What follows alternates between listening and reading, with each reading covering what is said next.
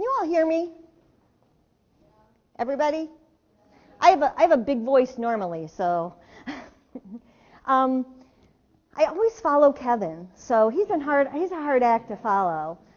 We do a lot of presentations together, he and I. So I'm going to start by talking about the question that he asked about the pop quiz. I didn't get to hear what some of the answers were. So I'm going to give you the correct answer. You can give a pop quiz to a student in the class with a disability. Let's say that person gets time and a half on their tests, and that's all they need. So they take their test usually at the Fieldhouse Test Center. They don't have to have any advance notice or anything like that. You just have to make sure that the test is over there. And so when you announce your pop quiz, you just quietly go over to them and say, you can leave your tests at the test center. Now you do have to make sure that their time and a half on that pop quiz is not going to cause them to miss another class, because that wouldn't be fair if they missed another class because they were taking your test. But once you're sure of that, you can just quietly release them and they can go to the test center and take it.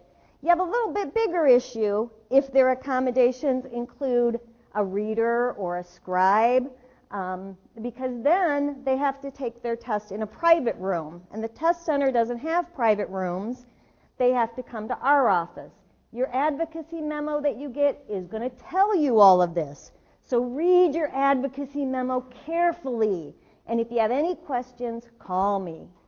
Your advocacy memo will tell you this person needs a reader or a scribe, and so they need to take their tests in the Office of Academic Access or with you in a private location so that you can read to them or scribe for them.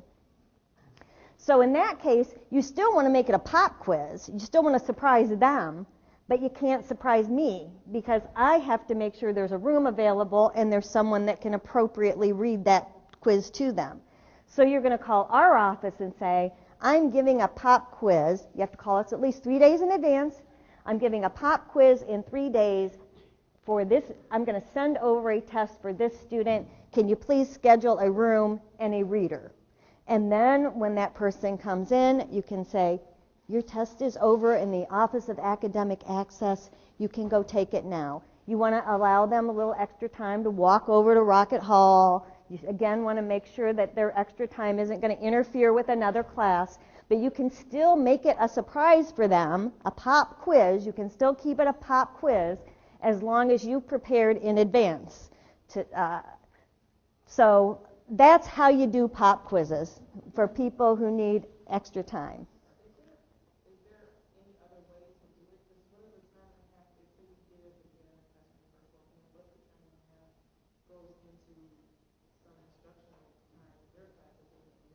You want to do your pop quizzes at the end of class so that it will end at your regular class will end at least at a normal time. You can't do any lecture after that quiz if the time and a half is not going to allow that person to have access to the rest of the lecture. So the person who is gone during that time cannot miss any lecture. So you can allow that time and a half while that person's gone. You can let everybody else go early, but you can't lecture when that person isn't there. That's because everyone has to have equal access to all course material. If that person isn't there, they don't have access to that material, and then they have a case. They can file with the Office of Civil Rights and say, I did not have equal access to course material. And they are right, they will win that. Other questions? If you have a blind student, pop quizzes are really easy. You just call us 3 days ahead and say, I need this test brailled. Can you please braille it and I'll come and pick it up? Or braille it and send it in interoffice mail. I never recommend interoffice mail. They never seem to get there on time. But we require it at least 3 days in advance. but you probably want to talk to our Braillists, because if it's something like math or science or many kinds of science that require graphing or detailed visual material, those can take a long time to graph, to Braille. Simple word stuff can be done very quickly. So Braille can be, the time that it takes to do Braille can be dependent. But then you can just pick up the Braille test and give it to somebody in class, and either you can sit and do the writing for the student, or if they have a Braille note, they'll just do it themselves. Some students also will just not even ask for an accommodation of Braille or anything else during testing. They'll bring in their own machine, and they'll just ask that you put the machine on that you put your test on a flash drive, plug it in, and they'll listen to it and type their answers. But most blind students, if you give them the Braille test and the computer, which they're allowed, they'll read the test and type the answers and give it to you. So depending on what the accommodation memo says, and I'll keep coming back to that, that's how you know what that individual student needs and how you're going to deliver that. And then again, if you have any questions, you want to make sure you call so we can answer those little things that you can't put everything in there. The memos seem extraordinarily long, and still you'll have questions. The Office of Academic Access is federally mandated because the university is mandated to provide academic accommodations to students with disabilities. Under several laws, the Rehabilitation Act of 1973, the Americans with Disabilities Act, which was passed in 1990, and then the ADA Amendments Act, which was passed in 2008. There's also the American Telecommunications Act that affects people with disabilities. There's pieces of the Fair Housing Act that affect people with disabilities. But I'm only concerned basically with those that affect academics. And there are other things that are constantly coming out, like Department of Justice letters, things from the Office of Civil Rights, findings where other universities have been found out of compliance that we read to see, hey, what's going on with other universities. And those happen all the time. So it's something that you really, really need to be vigilant about. So this is civil rights legislation. That's kind of why I follow Kevin usually. So let's talk just a little bit about that. What do we mean by civil rights legislation? Why is this civil rights legislation?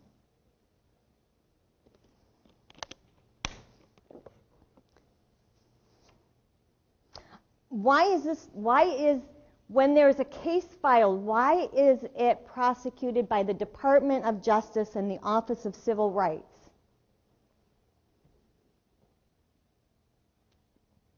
Okay, let me give you an example. You have a class that you're teaching that's on the second floor of the field house. The elevator breaks down. There's only one elevator. It's the only way to get up to the second floor. You have a student who happens to be in a wheelchair who attends your class on the second floor.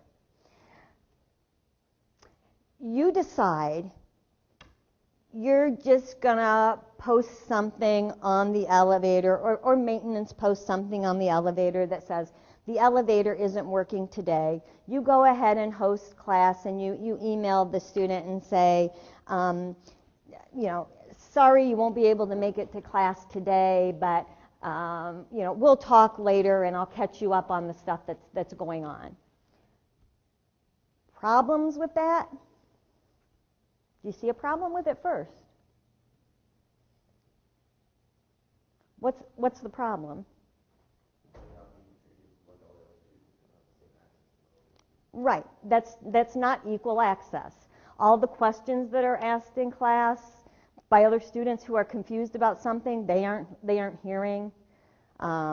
Your exact lecture is not going to be the same as what you tell them. They are not getting equal access. They are being denied equal access. And how is this different from civil rights? It would be no different really than if you posted something, because only people with wheelchairs or people who have mobility issues can't get up that and go to that class, correct? All able-bodied people can get up and go to that class, right? So you are discriminating against anyone who is not able-bodied. It'd be no different than if you posted a sign on that elevator that said, "Today, only men can come to class. Today, only white people can come to class." Because in essence, you're saying, today, only able-bodied people can come to class. That's why it's civil rights legislation. When you do it, you're discriminating against a group of people. When you make materials, and we'll talk about that. Well, might as well do this now, just for fun. I don't have a whole bunch of these, but I'm going to pass around like one to each table. You can take a look at it and pass it along. This is what something might read like to a person who is dyslexic. And while we're doing that, we'll talk about YouTube videos, because we have the same darn issue with those. And again, if not everybody gets to see these, that's okay. You can move them around as we chat. Let's say you find a great YouTube video and you want to show it in class the next day, and you have a student who is deaf or hard of hearing. Problems?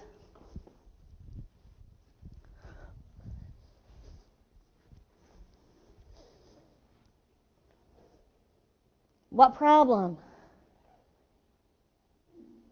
What's the problem? Anybody? It's a really great video. What's the problem? Does YouTube caption?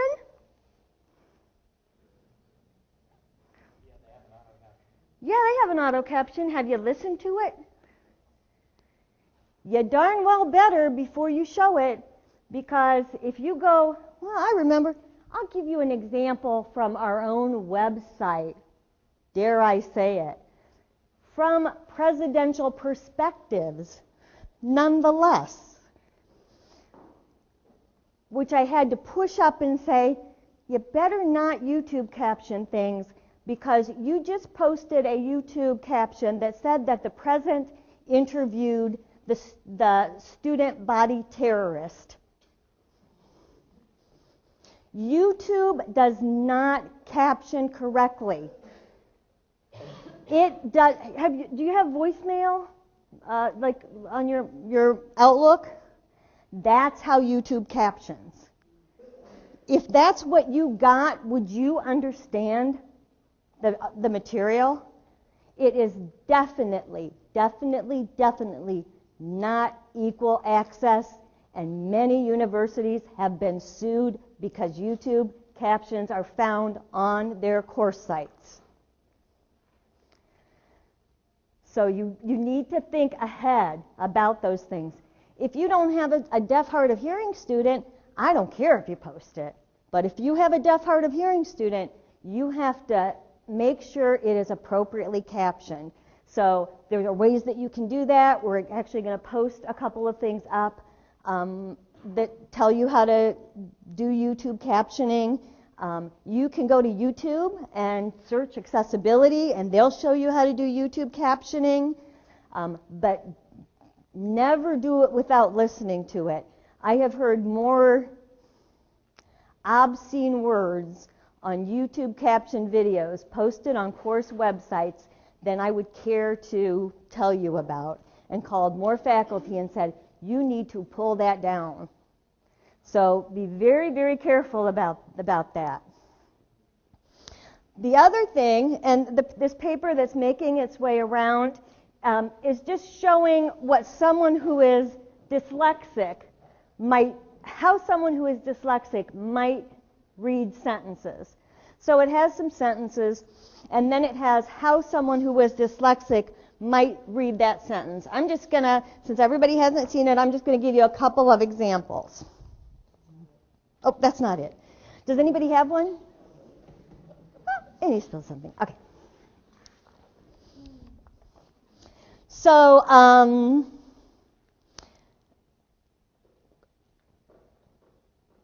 couldn't believe that could Alaki understood what I was standing.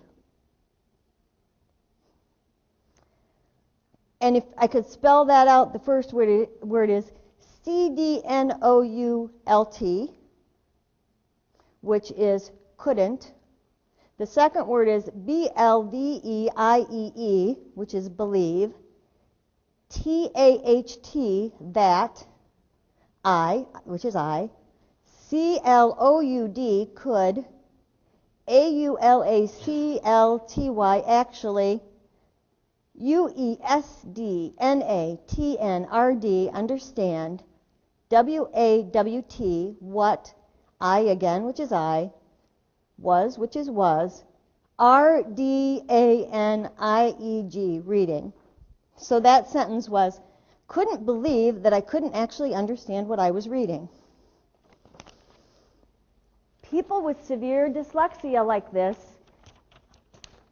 are entitled under the ADA to get their material in a format that will read out loud to them. So their books will read out loud to them, because if it read like this, that makes no sense. How are you going to understand something like that? As well as people who are blind, of course, because they aren't going to be able to read it. It's going to have to read out loud to them. You're going to get people who are dyslexic.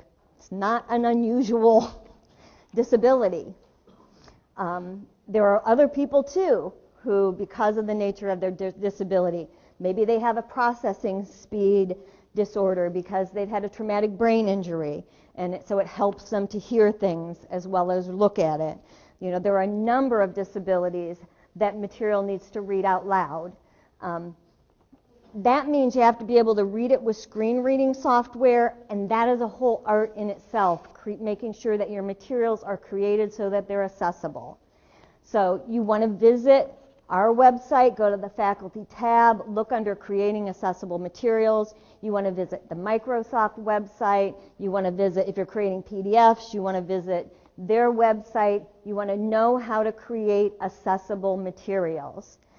I suggest create all of your materials as accessible, because you never know who's going to transfer into your class, who's going to get in an accident 3 months from now and become blind and come into your class, and all of a sudden I'm calling you saying, guess what? All of your materials have to be accessible with screen reading software, and you're panicking, going, oh my gosh, I have to redo everything that I have and make it accessible. And let me tell you, these things have absolutely nothing to do with intelligence. We have people in the medical school who are dyslexic.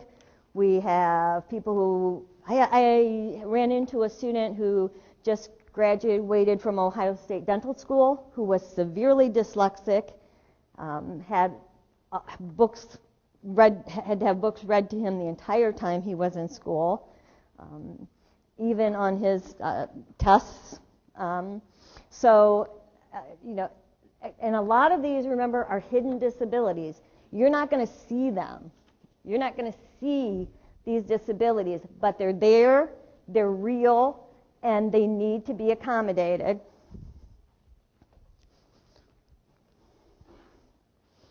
So what is an accommodation? It's anything that affects any of these things. So you can see it can be a whole lot of things. Reading, concentrating, communicating, in addition to all of those physical things. The vast majority of students who receive disabilities do not have a physical disability. they have some kind of hidden disability. They have an emotional psych disability. They have a chronic health condition. They were born with a bad heart. They have lupus. They have a liver condition. They have ADHD, dyslexia, a myriad of hidden disabilities.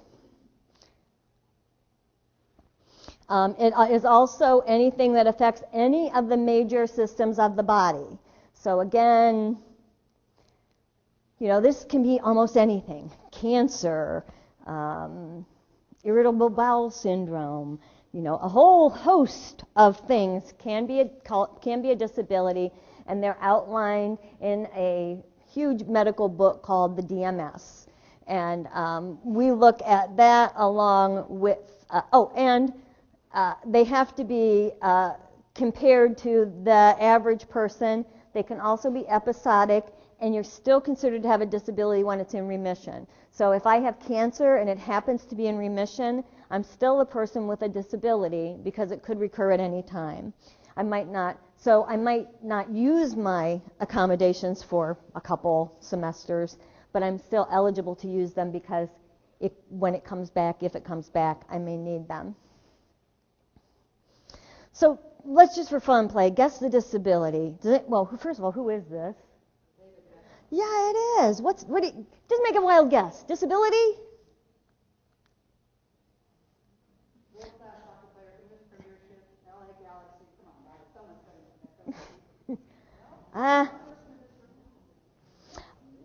Obsessive compulsive disorder. I can only imagine in that sport how many times he must wash his hands in between games or whatever. But yes, he has this obsessive compulsive disorder. Anybody know who this is? I know he's older. Who is it? Yes. Any idea what his? He actually has a couple disabilities. He's dyslexic. Back when he went to school, he was considered retarded. He also has epilepsy.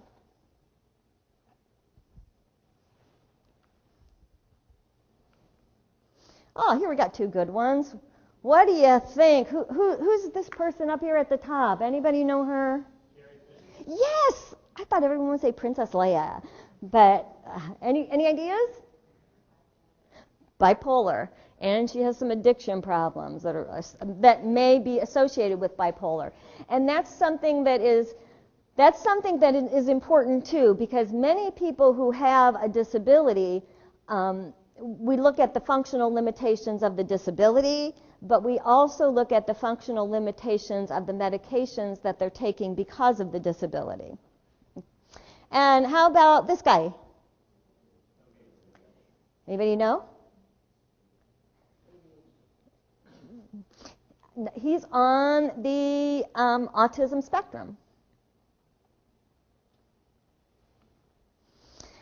About 11% of post-secondary students have a disability. It'd be interesting if we count off by 11 and see how many people we would have in here.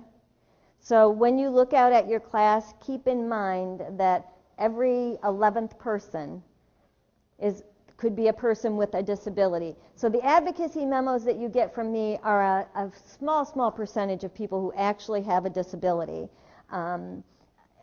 People hide their disabilities, especially people with hidden disabilities, try to hide them until they start to fail. And those who even come to my office try very, very much to hide them from anybody that they can. The people the students that are around them, they don't even want many of them, saying hello to them in the hallway because they don't want anyone to know they're associated with my office. It is almost debilitating for some students how hidden and how shameful they find their own disability. So one of the things we need to work on is helping people understand that disability is not something to be ashamed of. About 1 in 4 people will at some point feel some kind of disability related thing. I mean, at some point we'll be will all feel depression at the death of a parent. It won't become a disability because it won't last that long, but we'll feel it.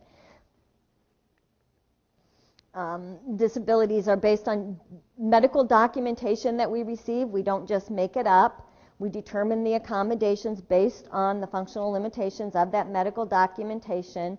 There are a whole host of accommodations that a student can get. They're individualized. Again, they're on the advocacy memo. Make sure that you read the advocacy memo carefully and ask questions. Do you have any quick questions?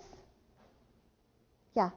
Say you have a PowerPoint and had someone who's visually impaired, Mm-hmm. pictures associated with that. How would you, I mean, if it wasn't really a core part of the teaching, it was just kind of there for... Doesn't matter. Absolutely doesn't matter.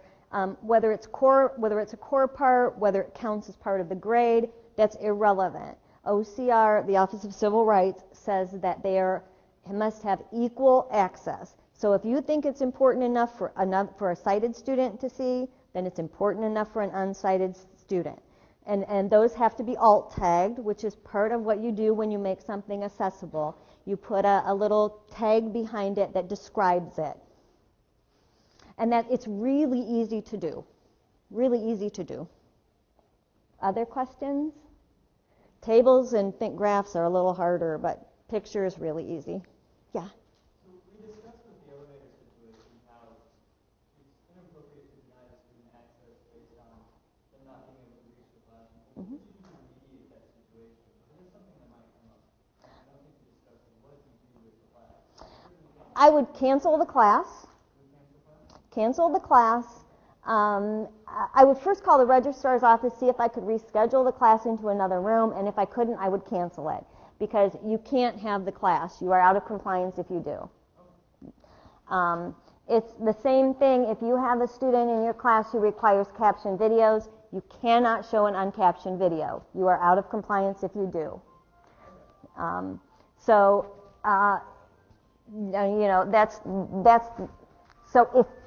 if I found out I had a student with a mobility impairment and I was on the second floor of the field house, I would call the registrar right away and say, I have a student with a mobility impairment. I want to be moved to a first floor.